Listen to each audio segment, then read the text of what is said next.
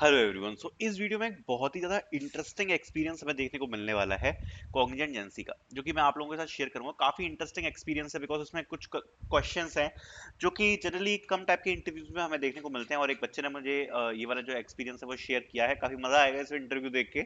So start करते हैं इस वीडियो को। तो सबसे पहले ये कॉग्निजेंट जेंसी का इंटरव्यू एक्सपीरियंस है।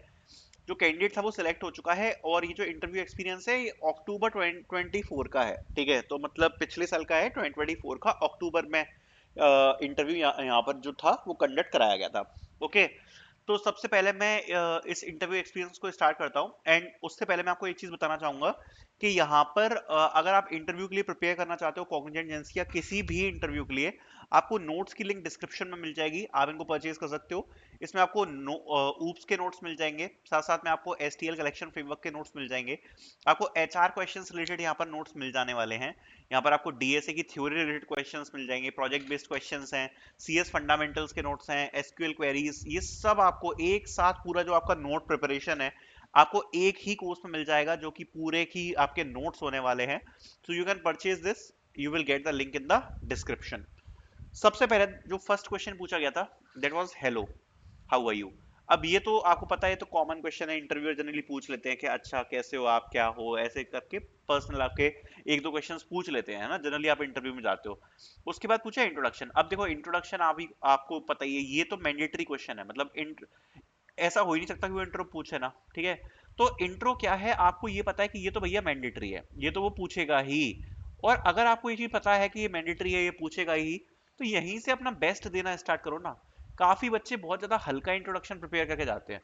अगर आपको पता है ये मैंडेटरी है, ये इंटरव्यूअर आपसे पूछने ही वाला है, तो अपने इंट्रोडक्शन को काफी ज्यादा अच्छा और थोड़ा सा हटके प्रिपेयर करने की कोशिश करना।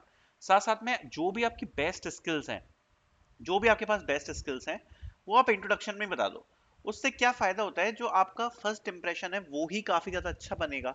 इंटरव्यूअर को लगेगा ऐसा सुन के कि हाँ आप में, मतलब जो एक फर्स्ट इंप्रेशन कहते हैं ना बनना, मतलब शुरू में ही बंदा डिसाइड कर लेता है कि मतलब हाँ इंटरव्यू वगैरह कैसा जा रहा है। सो अच्छा इंप्रेशन बन जाएगा, इसलिए अपना बेस्ट स्किल्स वगैरह इंक्लूड कर लेना। ही डिस्कस्ड अबाउट प्रीवियस असेसमेंट। तो इंटरव्यूअर ने यहाँ पर प्रीवियस असेसमेंट के बारे में डिस्कस किया कि लाइक जो आपके प्रीवियस असेसमेंट हुए थे, टेक्निकल असेसमेंट हुआ था, एप्टीट्यूड असेसमेंट हुआ था, वो कैसा गया। With what was your cluster, उसने क्लस्टर पूछा कि कौन से क्लस्टर में था आपका, जिसमें जो आपने असेसमेंट दिया था, क्लस्टर 1 में, क्लस्टर 2 में, क्लस्टर 3 में। उसके बाद उसने पूछा did you remember your coding question of technical assessment. देखो कई बार ये चीजें होती हैं कि इंटरव्यूअर पूछ लेते हैं कि जो आपने अपना प्रीवियस असेसमेंट दिया है, क्या आपको याद है कि उसमें क्या क्वेश्चन पूछा गया था कोडिंग का, या एप्टीट्यूड के भी एक आध कोई क्वेश्चन पूछ सकते हैं कि एप्टीट्यूड का कोई क्वेश्चन आपको याद हो। तो इसी प्रकार से यहाँ पर पूछा कि आपके टेक्निकल असेसमेंट जो में जो भी कोडिंग क्वेश्चन पूछा गया था, वो आपको याद है क्या, कि क्या क्वेश्चन पूछा गया था। उसके बाद he asked what approach used, मतलब उस क्वेश्चन को वो मेरे हिसाब से ये इसलिए पूछा होगा जिससे वो चेक कर पाए कि कहीं ऐसा तो नहीं है कि चीटिंग से क्वेश्चन सॉल्व कर लिया हो, राइट। सो इसलिए उसने सबसे पहले ये चीज पूछी कि मतलब क्या क्वेश्चन था आपका, कोडिंग क्वेश्चन क्या आया था टेस्ट में। उसके बाद उसने पूछा कि आपने क्या अप्रोच यूज करी थी उसको सॉल्व करने की, जो भी आपका क्वेश्चन आया था उसको सॉल्व करने के लिए क्या अप्रोच यूज करी थी। उसने कोड नहीं लिखवाया, कोड नहीं लिखवाया, उसने केवल मुंह से अप्रोच पूछ ली कि भाई जो भी आपका क्वेश्चन आया था कोडिंग क्वेश्चन, क्या अप्रोच से आपने यूज सॉल्व किया था, क्या क्वेश्चन आया था। ठीक है। एंड मैं आपको एक चीज बता रहा हूँ, अगर ये क्वेश्चन सपोज कोई इंटरव्यूअर आपसे पूछता है और अगर आपको क्वेश्चन वगैरह याद नहीं है ना, तो थोड़ा सा एक गलत इंप्रेशन जाता है। कई बार इंटरव्यूअर को ऐसा लग सकता है कि ऐसा तो नहीं है कहीं इसने चीटिंग कर ली हो असेसमेंट में, है ना। तो थोड़ा सा एक गलत इंप्रेशन जा सकता है, तो इसलिए मैं तो आपको कहूंगा कि एटलीस्ट कोडिंग क्वेश्चन जरूर याद रखना जो कि आपने सॉल्व करे थे अपने असेसमेंट में। उसके बाद उसने एक पजल क्वेश्चन पूछा है। You have 8 identical balls, one of them is slightly heavier than others.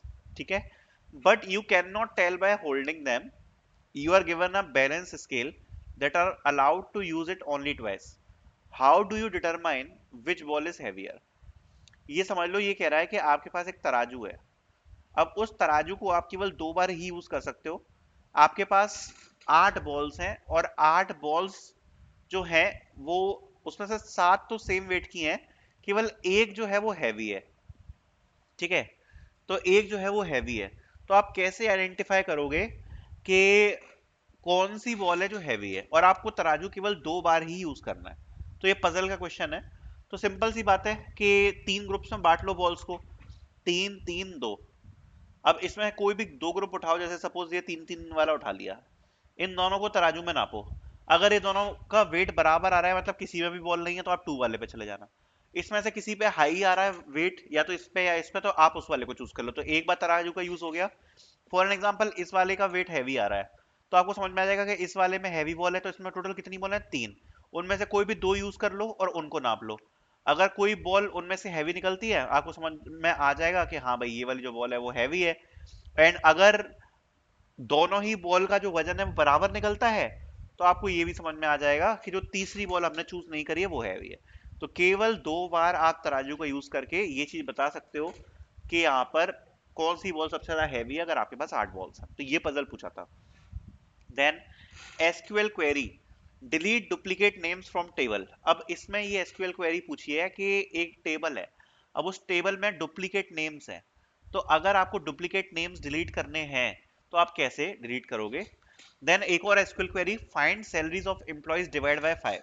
एक टेबल है, इसमें एम्प्लॉय का नेम दिया है एंड एम्प्लॉइज की सैलरी दी है। ऐसी सैलरीज हमें फाइंड करनी है जो कि डिवाइड बाय 5 हो जाए। ठीक है, तो वो आपको प्रिंट करनी है। तो ये जो दो एसक्यूएल क्वेरीज है वो यहाँ पर पूछी है। उसके बाद टॉप 5 जावा फीचर्स, जावा के फीचर्स पूछ लिए भाई, कि जावा के 5 फीचर्स बताओ। जावा से फिर ऊप्स क्वेश्चंस पूछे कुछ। कुछ ऊप्स क्वेश्चन, अब वो क्लियरली मेंशन नहीं है कि क्या ऊप्स क्वेश्चन पूछे, बट कुछ ऊप्स क्वेश्चन पूछे, OOPs related. Then what is memory leak in Java. ये एक थोड़ा सा डिफिकल्ट क्वेश्चन है, मेमोरी लीक काफी बच्चों को नहीं पता होता। तो मेमोरी लीक पूछ लिया, what is memory leak in Java, how to protect from memory leak, ये भी पूछा कि जावा में मेमोरी लीक ना हो उसके लिए हम क्या कर सकते हैं। उसके बाद एक situation based question on Java, what happens when a subclass has a parameterized constructor but the parent class does not have no argument constructor, how would you resolve this scenario, also explain the impact of calling a super। तो ये पूछा है यहाँ पर कि अगर suppose किसी सब क्लास पे पैरामीटराइज कंस्ट्रक्टर है, बट जो पेरेंट क्लास है उसमें कोई भी नो आर्ग्यूमेंट कंस्ट्रक्टर है, कोई भी नो आर्ग्यूमेंट कंस्ट्रक्टर नहीं है, ऐसी सिचुएशन में क्या होगा। ऑल्सो सुपर का इम्पैक्ट क्या होगा अगर ऐसी सिचुएशन में हम यूज करें तो ये यहाँ पर क्वेश्चन पूछा।